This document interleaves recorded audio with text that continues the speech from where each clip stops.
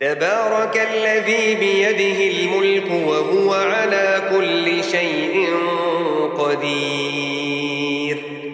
الذي خلق الموت والحياة ليبلوكم أيكم أحسن عملا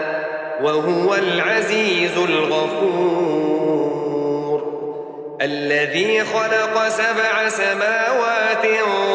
طباقا ما ترى في خلق الرحمن من تفاوت فارجع البصر هل ترى من فطور ثم ارجع البصر كرتين ينقلب إليك البصر خاسئا وهو حسير ولقد زينا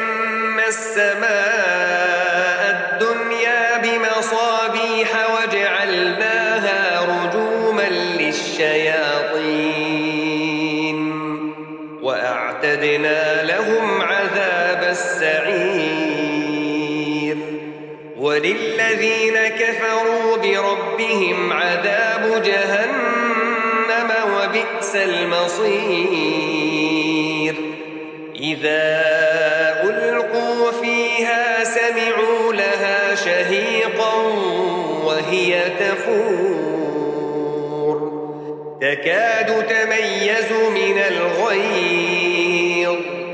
كلما ألقي فيها فوج سألهم خزنتها ألم يأتكم نذير قالوا بلى قد جاءنا نذير فكذبنا وقلنا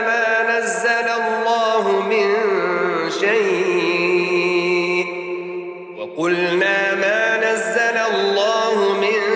شيء إن أنتم إلا في ضلال كبير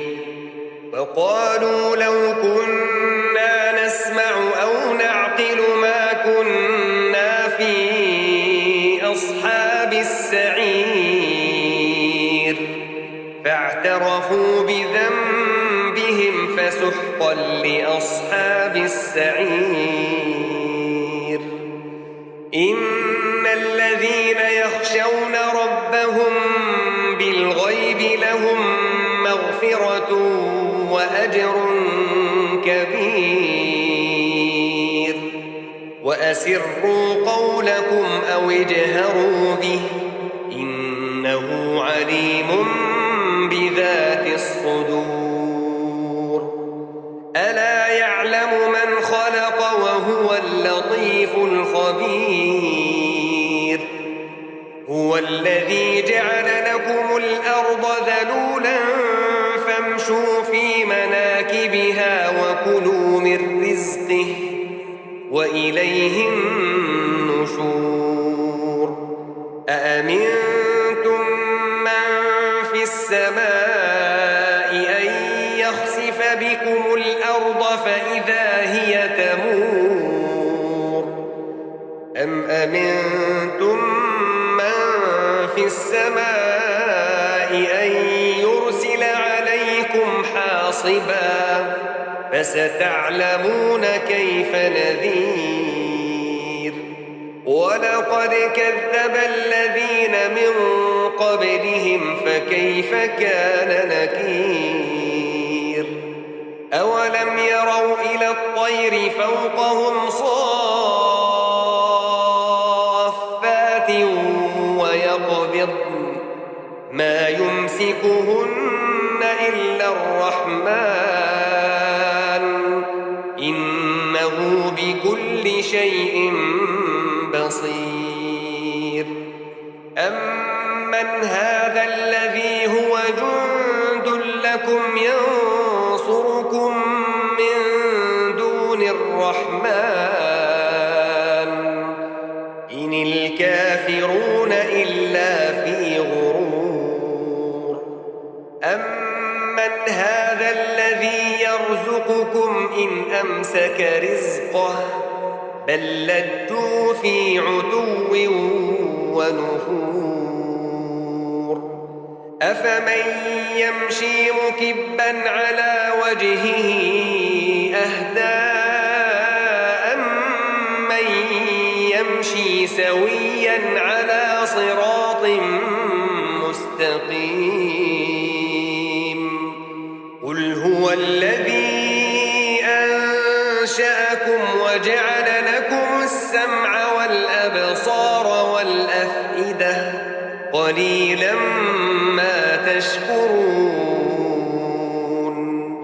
قل هو الذي ذرأكم في الأرض وإليه تحشرون ويقولون متى هذا الوعد إن كنتم صادقين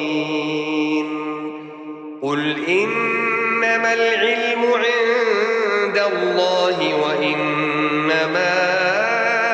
أنا نذير مبين فلما رأوه زلفة سيئت وجوه الذين كفروا وقيل هذا الذي كنتم به تدعون قل أرأيتم إن أهلكني الله ومن معي أو رحمنا فمن يجير الكافرين من عذاب أليم قل هو الرحمن آمنا به وعليه توكلنا فستعلمون من هو في ضلال مبين قل أرأيتم إن أصبح ماؤكم غورا فمن يأتيكم بماء